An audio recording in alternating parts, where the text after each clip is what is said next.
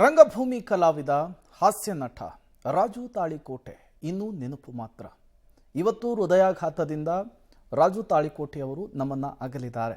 ಅವರ ಅಗಲಿಕೆಗೆ ಗಣ್ಯರು ಕೂಡ ಕಂಬನಿ ಮಿಡಿದಿದ್ದಾರೆ. ಬನ್ನಿ ಕುರಿತಂತೆ ಒಂದು ವರದಿ ಇದೆ, ನೋಡ್ಕೊಂಡು ಬರೋಣ. ಹಾಸ್ಯ ನಟ ರಾಜು ತಾಳಿಕೋಟೆ ಇನ್ನಿಲ್ಲ. ಹೃದಯಾಘಾತದಿಂದ ಹಿರಿಯ ನಟ ನಿಧನ.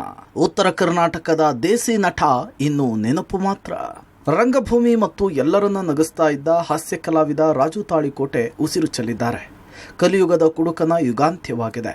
ಇವತ್ತು ಸಂಜೆ ರಾಜು ತಾಳಿಕೋಟೆ ಹೃದಯಾಘಾತದಿಂದ ಕೊನೆ ಉಸಿರೆಳೆದಿದ್ದಾರೆ. ಉಡುಪಿಯ ಮಣಿಪಾಲ್ ಆಸ್ಪತ್ರೆಯಲ್ಲಿ ಕೊನೆ ಉಸಿರೆಳೆದಿದ್ದು, ರಂಗಭೂಮಿ ಹಿನ್ನೆಲೆಯಿಂದ ಬಂದಿದ್ದ ರಾಜು ತಾಳಿಕೋಟೆ ತಮ್ಮದೇ ಆದ ನಾಟಕ ಕಂಪನಿ ಹೊಂದಿದ್ರು. ನಂತರ ಪುನೀತ್ ನಟನೆಯ ಪರಮಾತ್ಮ ಸೇರಿದಂತೆ ಸಾಕಷ್ಟು ಸಿನಿಮಾಗಳಲ್ಲಿ ರಾಜು ಕಾಣಿಸಿಕೊಂಡಿದ್ದಾರೆ. ಇವತ್ತು ಬಾರದ ಲೋಕಕ್ಕೆ ಪಯಣ ಬೆಳೆಸಿದ್ದಾರೆ. ಬಾಲ್ಯದಲ್ಲೇ ಬಣ್ಣದ ನಂಟು ಹೊಂದಿದ್ದ ರಾಜು ಪ್ರೇಕ್ಷಕರನ್ನ ನಗಿಸುತ್ತಿದ್ದ ಹೃದಯ ಸ್ತಬ್ಧ. ಉತ್ತರ ಕರ್ನಾಟಕದ ಜನತೆಗೆ ನಾಟಕದ ಮೂಲಕ ಪರಿಚಯವಾದವರು ರಾಜು ತಾಳಿಕೋಟೆ. ಕ್ಯಾಸೆಟ್ ಯುಗದಲ್ಲಿ ಕಲಿಯುಗದ ಕುಡುಕ ಸೇರಿದಂತೆ ಅವರ ಸಾಕಷ್ಟು ನಾಟಕಗಳು ಆ ಭಾಗದಲ್ಲಿ ಫೇಮಸ್ ಆಗಿದ್ವು. ವಿಜಯಪುರ ಜಿಲ್ಲೆಯ ಸಿಂದಗಿ ತಾಲೂಕಿನ ಚಿಕ್ಕಸಿಂದಗಿಯಲ್ಲಿ ಹುಟ್ಟಿದ ರಾಜು ತಾಳಿಕೋಟೆ ಬಾಲ್ಯದಲ್ಲಿಯೇ ಬಣ್ಣದ ನಂಟು ಹೊಂದಿದ್ರು. ಬೇರೆಯವರ ಕಂಪನಿಗಳಲ್ಲಿ ನಾಟಕವಾಡುತ್ತಾ ಕೊನೆಗೊಂದು ದಿನ ತಮ್ಮದೇ ನಾಟಕ ಮಂಡಳಿಯನ್ನ ಶುರು ಮಾಡಿ ಮಾಲೀಕರು ಕೂಡ ಆಗಿದ್ರು.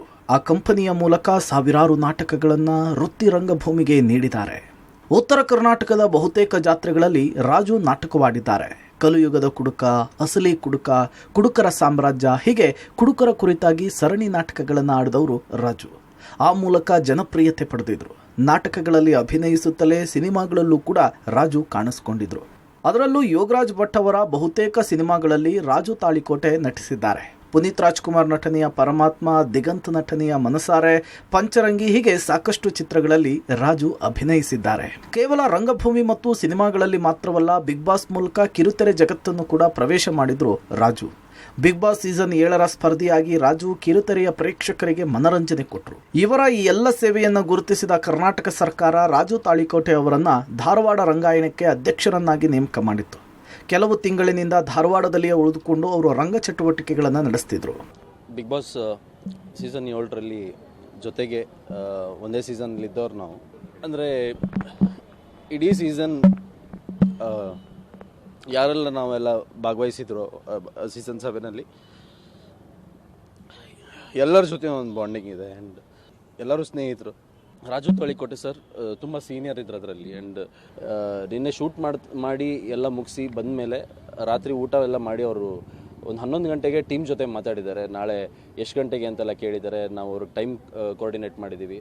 ಅದರ ನಂತರ 11:59ಕ್ಕೆ ಅವರು ನಮ್ಮ ಮ್ಯಾನೇಜರಿಗೆ ಫೋನ್ ಮಾಡಿದ್ದಾರೆ, ನನಗೆ ಉಸಿರಾಡೋಕ್ಕೆ ಸ್ವಲ್ಪ ಕಷ್ಟ ಆಗ್ತಾ ಇದೆ, ಒಂಚೂರು ಹಾಸ್ಪಿಟ್ಲಿಗೆ ಕರ್ಕೊಂಡು ಹೋಗಬೇಕು ಅಂತ.